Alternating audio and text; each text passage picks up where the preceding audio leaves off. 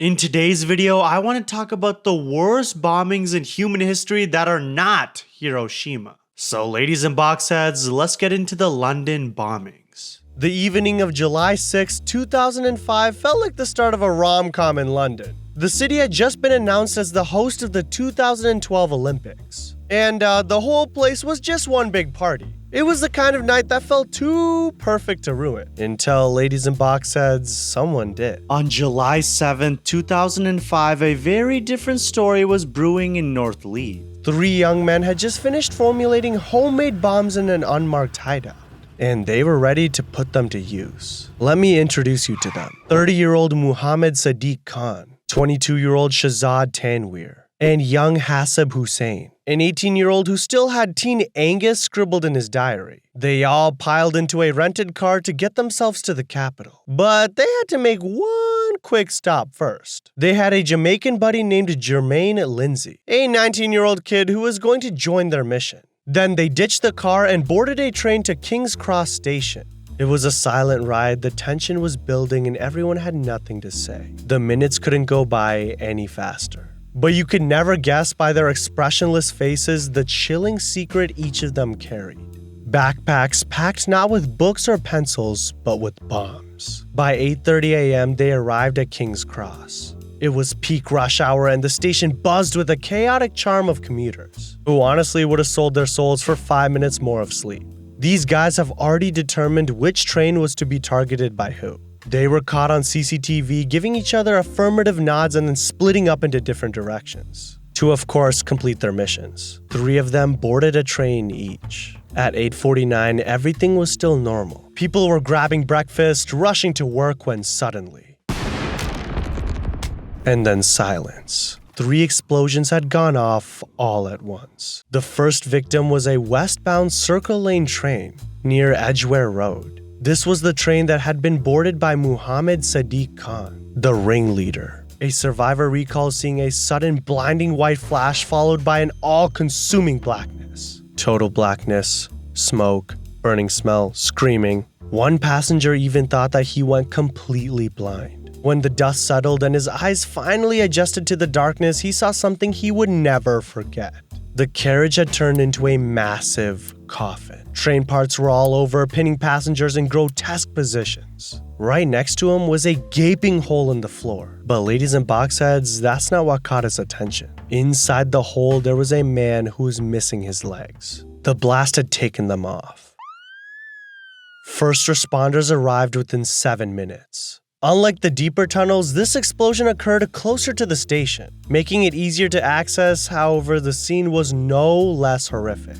They saw that the explosion had ripped apart one carriage and caused it to collide with another adjacent train. The resulting wreckage was a tangle of steel and broken glass. Some passengers were thrown from their seats by the force of the explosion, suffering severe trauma. Blood pooled on the floor of the trained car as well as the platform. Many survivors were disoriented, covered in soot and blood, and walking aimlessly on the platform or sitting in silence, unable to process what had just happened. 6 people were killed and over 160 others were left injured or disabled. And guys, this was just the first bomb site. A few stops away, Shahzad Tanweer had made his own contribution to the chaos. He was on an eastbound Circle Lane train between Liverpool Street and Aldgate. A poor guy named Philip Duckworth decided to sit next to him, not fully knowing what was about to go down. They had some small talk and then went back to minding their own business. Tanweer is just sitting, looking inconspicuous when at 8:50, he randomly stands up and... Tanweer had blown himself and the tube into pieces. When Duckworth opens his eyes, he realized he'd been thrown across the carriage. He tried to look around, but something wasn't right. He couldn't see clearly. It took him a minute to realize that he had just been blinded in one eye. He later finds out it's because the blast blew a chunk of Tanweer's shin bone right into his eye. Man, Police sirens, ambulance sirens, flashlights. First responders arrived in 8 minutes. When they got there, the tunnels were filled with thick smoke, making visibility difficult and creating a choking atmosphere for survivors and rescuers alike. They had to get their masks on. The blast had torn through the front carriage, leaving it mangled and partially derailed. Shattered glass, bent metal, and blood covered the train's interior. Fellow passengers and station staff were already attempting to assist the injured. Firefighters quickly joined the efforts to free passengers trapped in the mangled carriages. Survivors were pulled out of the wreckage, many with severe burns, lacerations, and blast injuries. Some were too injured to move and lay on the train floor or platform. 7 people lost their lives and over 170 were injured. But the worst casualties came courtesy of Jermaine Lindsay, who detonated the 3rd bomb on the Piccadilly line between King's Cross and Russell Square. Again, the morning rush was in full swing and the Piccadilly line train was packed tighter than a tin of goddamn sardines. Commuters stood shoulder to shoulder, clutching briefcases, backpacks, and newspapers. Their faces set in that distant morning daze as they prepared for another day. Among them was our perp. Just another face in the crowd, nothing about him even stood out. Not his demeanor, not his clothes, he blended in perfectly. No one noticed as he shifted slightly, adjusting the weight of the bulky backpack slung over his shoulders. He wasn't reading the headlines or staring at his phone like the others, his focus was elsewhere. The train jolted forward, the tunnel ahead dark and endless. And Lindsay remained composed. He didn't flinch as the train plunged deeper into the tunnel between King's Cross and Russell Square, the noise of the carriage amplifying in the confined space. It was almost time. The hum of conversation, the rustling of papers, it all became background noise. For Lindsay, this wasn't a morning commute. It was a countdown to his death. And then it happened. He blew himself up. The force of the blast compressed the air, creating a momentary vacuum before screams erupted from every direction. Screaming, crying. Those closest to Lindsay didn't stand a chance. Seats were obliterated, the carriage twisted and shredded like foil. Police sirens, officers and paramedics arrived on scene at 9 a.m. That's 10 minutes after the bomb went off. This bomb right here was the deadliest of the 4 and also was the most difficult to access. The police had to navigate through a dark tunnel filled with smoke. The train car was in a narrow, deep section of the tunnel, severely complicating access. The blast had pretty much destroyed much of the train's interior, leaving twisted metal and debris scattered across the whole thing. Many passengers were trapped in the wreckage, crying for help or unconscious. Survivors described the air as hot and filled with a metallic tang of blood. One poor soul was even seen picking up his severed arm and hopping off the train like it was just another Tuesday. 26 people were killed and more than 340 were injured. But ladies and box heads, this nightmare was still not over. If you recall, there's still one more bomber on the loose. Hasbid Hussein, the baby of the group, surfaced above ground after the 8:50 a.m. attacks. Having confirmed that his comrades had carried out their part of the mission, he clutched his backpack and marched through the streets. He then boarded a double-decker bus. Roadblocks set up in the aftermath of the earlier attacks had rerouted this very bus. Because of the detour, 50 passengers had already disembarked, unknowingly, and this is kind of scary, saving their own lives. The bus carried fewer souls now, but Hussein didn't waver. His plan was still intact. He climbed aboard, his backpack heavy with a payload meant for destruction. The clock ticked closer to 9:47 a.m., the seconds dragging along. Hussein sat quietly, his face blank, his hands were steady. Around him, the passengers carried on, blissfully unaware of the storm that was about to come. The double-decker turned onto Tavistock Square, a postcard-perfect street lined with trees and red brick buildings. And then, in one brutal instant, the explosion tore the bus. The iconic red roof was launched skyward like a discarded toy, spiraling into the air before crashing down onto the street. The blast was so intense it ripped the vehicle apart, leaving behind just its frame that smoldered in the middle of the road. The force of the detonation echoed through the streets, windows shattering in its wake. Those who had been walking nearby were thrown to the ground, stunned and bleeding from flying debris. The bus had come to its final stop just outside the British Medical Association building, where by sheer coincidence, dozens of doctors were attending a conference. The explosion, sent them rushing into the street and they sprinted towards the wreckage. Police and paramedics this time arrived within 5 minutes. In moments, the square was transformed into a makeshift hospital. Doctors were kneeling on the pavement, their hands were trembling but steady as they fought to save whoever they could. They worked in pairs attending the wounded, improvising tourniquets and performing CPR on those who they thought they could save. With this, 13 people died and over 100 were injured. Survivors stumbled away from the scene dazed and covered in blood. The shock on their face was mirrored by everyone who was watching. By mid-morning, London had transformed into a city under siege. The entire underground system was shut down. Streets were blocked off,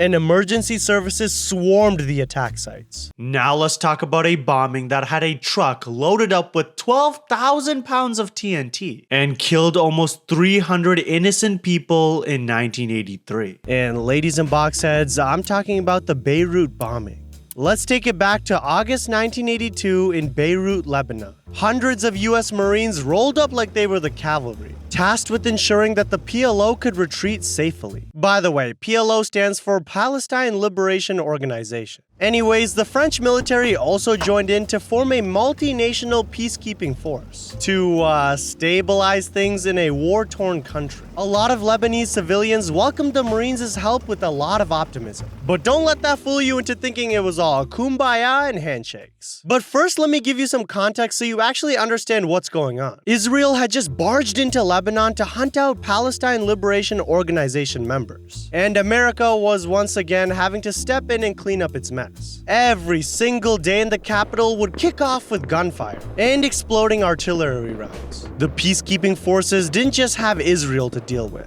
Local militias, foreign forces, and sectarian groups were all vying for control and influence in the now lawless state of Lebanon. They would use small arms fire, artillery, mortars, and bombs to fight for territory or to assert political control every single day. On top of this, Israel would be dropping airstrikes by the dozen to weed out the Palestinians. The tension in the air was thicker than molasses. I haven't used that joke since 5th grade. And it wasn't long before things escalated to catastrophic levels. Fast forward to April 1983, when a van is seen weaving through the city and heading towards the US Embassy. The driver is packing 2,000 pounds of explosives in his vehicle. He is a trained suicide bomber and was later to be speculated to be from the terrorist group Hezbollah. And he's been sent to blow up the whole damn place. He finally arrives at the entrance of the embassy and screeches to a halt. The guards are all looking at each other confused because no one had given them any heads up to expect any visitors. A couple of them walk towards the strange van as it stops. Who is this man? What does he want? And they have yet to ask any questions when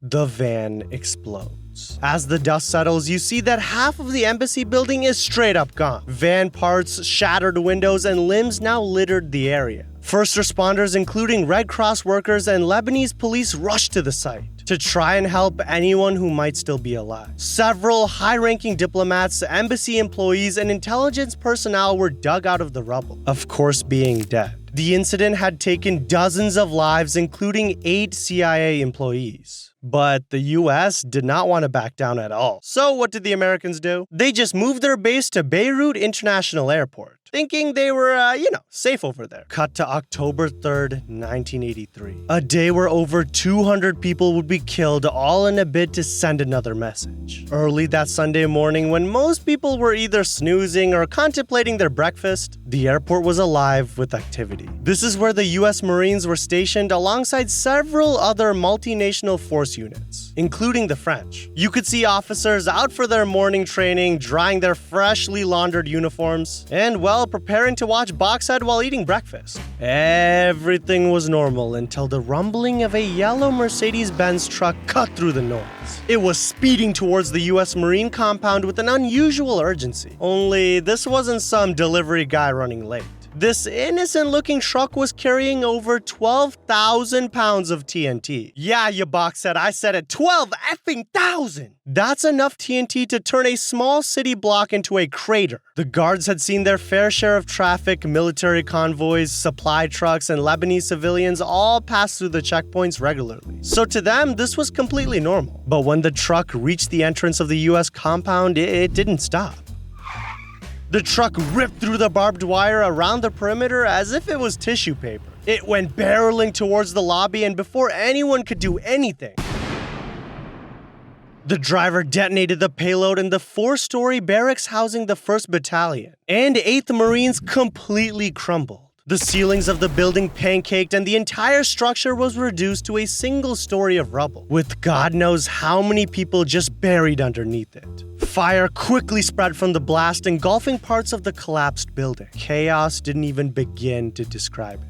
Screaming, crying, yelling commands. Dust, smoke, and debris filled the air. Those who were alive were brushing rubble off their bodies. Marines who were trapped under the rubble cried out for help. The Navy hospital corpsmen who survived the attack forced themselves up and leapt into action to try and help the injured people. But there was little they could do, equipped with almost useless medical kits. These guys were literally expected to save hundreds of lives with 8 bandages and 1 chicken wire splint per corpsman. Yes, that's all they had in their bags. One corpsman was flagged down by an injured Marine who had a chunk of his forehead missing, his brain exposed, and a 45-pound slab of concrete sticking out, pinning him down. The corpsman looked at his 8 measly bandages and a singular splint. He knew he could not save this man, and so he made the gut-wrenching call to move on to those who stood a chance of surviving. A Marine veteran, David Madaras, had begun to swing a sledgehammer at the rubble in a desperate bid to save survivors trapped underneath. It was frantic, brutal work, hammering through slabs of concrete while knowing that for every person he pulled out alive, there were countless others he could not reach in time. All the attention focused on the wreckage, people were busy trying to save the already dead bodies on the ground when they heard another bomb. There was a thick cloud of smoke visible nearby. The terrorists had just attacked the French military compound.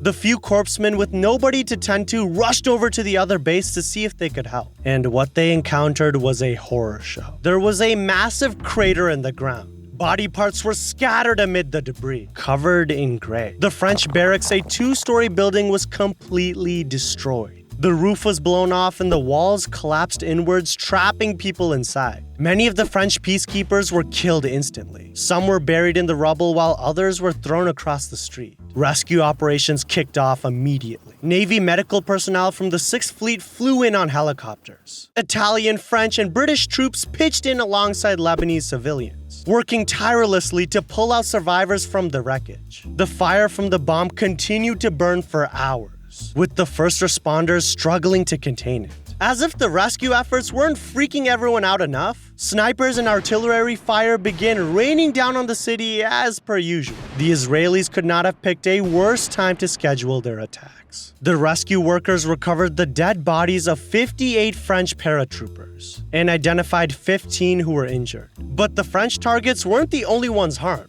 24 Lebanese civilians were caught in the crossfire and lost their lives as well. Those guys were literally just doing their thing. I mean, they had no business getting killed like that. The authorities at the US Defense Intelligence Agency were brought in to understand what happened. And well, they stated the obvious. Security arrangements in Beirut were basically a joke and their airport was not safe at all. The Americans thought that the worst of it was over, but then another bomb hit the US Embassy in East Beirut on September 20th, 1984. And get this, it was orchestrated yet again through an explosive van. Next up, we have the Bath School disaster in 1927, where over 40 people, including children, were killed by a mass-murdering psychopath. May 18th, 1927. In Bath Township, Michigan, a small, rural farming community with a population of only a few hundred. Home to the Bath School, a small 3-story building with 314 total students. May 18th was actually the last day of the school year. Students were excited to end the school year and start their summer vacation.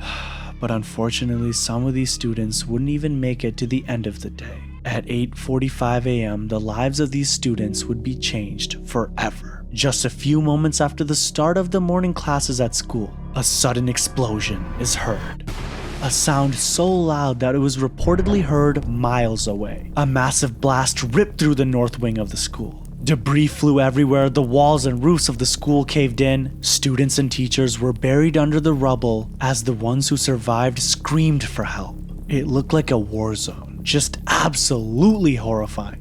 A witness of the aftermath even said this. Let me get the exact quote. "There was a pile of children of about 5 or 6 under the roof, and some of them had arms sticking out. Some had legs, some just had their heads sticking out. They were unrecognizable because they were covered in dust, plaster, and blood. Nearby adults rushed to the scene. They did everything they could to try and free the trapped victims from under the rubble. They grabbed ropes and tried pulling out large pieces of debris. Parents of the children at the school were freaking out. Understandably, their kids could be trapped or even worse, dead. The authorities eventually arrived at the scene. They began an investigation, desperately trying to find out who the hell caused this insane accident. After investigating the school, the police actually discovered something horrifying. This wasn't an accident. This was a planned attack. They found hundreds of pounds of explosives in the basement of the school. They had been detonated by someone, they just had no idea who. Ladies and boxheads, not to mention there was another 500 pounds of undetonated dynamite that was also found in the basement of the south wing, on the opposite side of the detonated explosives. A big canister of gasoline was found with the explosives, meaning whoever did this even had a backup plan in case the dynamite explosives weren't ignited. Whoever did this was pure evil. But hold on just a second, this attack wasn't even over yet. While the school was being investigated, a second terrifying attack would take place at the school. A man in a truck shows up to the aftermath of the explosion, parking the truck near the school and near a crowd of bystanders, as people were busy with the rescue efforts. Not long after this man arrives, another explosion takes place. This time outside of the school. The truck had exploded, sending pieces of the truck and debris firing off in all directions. People were either impaled by the flying pieces or blown up by the initial explosion. This would kill another 4 people and injure plenty more. This second explosion increased the total death toll to 45. That's right, 45 people died in this small town all in just one day. 38 of these were children aged 8 to 14 years old. So who the hell was the perpetrator? What insane psychopath wanted to kill all of these innocent children? Meet Andrew Kehoe, a 55-year-old local farmer in Bath Township. A man so desperate for revenge that he was willing to murder innocent children and even himself. And guys, Kehoe was so upset that his property taxes were increasing each year, and he knew that his tax money was being used to fund the Bath school. So he planned to take revenge on the school and community for taking his money by mass murdering the children and teachers inside. This man was a complete, disgusting monster. Over the span of multiple days and in different locations, he purchased the dynamite that would be used to carry out this heinous plan. He didn't want to raise any suspicion from buying it all at once, which is why he spread it out. After all, he was a farmer. It's not uncommon for farmers to use dynamite on their properties, but never the insane amount that he was trying to acquire. So once he gathered all of his explosives, he went and planted it in the school basement. He typically visited the school at night, carrying large boxes full of dynamite to plant them unnoticed. And I almost forgot to mention the fact that Kehoe literally worked for the school. He was a very skilled electrician and was offered various jobs to conduct repairs for the school's lighting. That's pretty much how he gained entry to the school's basement in the first place. He had complete access to the school, and yes, this was planned too. He accepted the job offer knowing he wanted to destroy the whole goddamn place and kill their students. Again, psychopath. But Kehoe wasn't done after filling the basement with explosives. He then loaded up his own truck with dynamite and shrapnel and drove it right onto the school grounds. He prepared for it to explode after the first explosion, knowing that there would be a crowd of people gathered outside after the first explosion. He genuinely wanted to kill as many people as possible, including himself, because he also died immediately as a result of the truck explosion. Another crazy fact about this monster was that he murdered his ill wife just before committing his attack on the school. His wife, Neil Price Kehoe, was a sick woman. She had been in the hospital for what doctors assumed was tuberculosis. She was released just 2 days before the school attack, only to be murdered by her own husband as she arrived home on their farm. Investigators found her rotting corpse at the Kehoe farm during their investigation, which, by the way, had been destroyed by Andrew Kehoe himself. He took it upon himself to blow up his own damn farm. And look guys, if you want to hear about more tragedies that did happen in schools, click this video right here where I talk about the worst school shootings ever.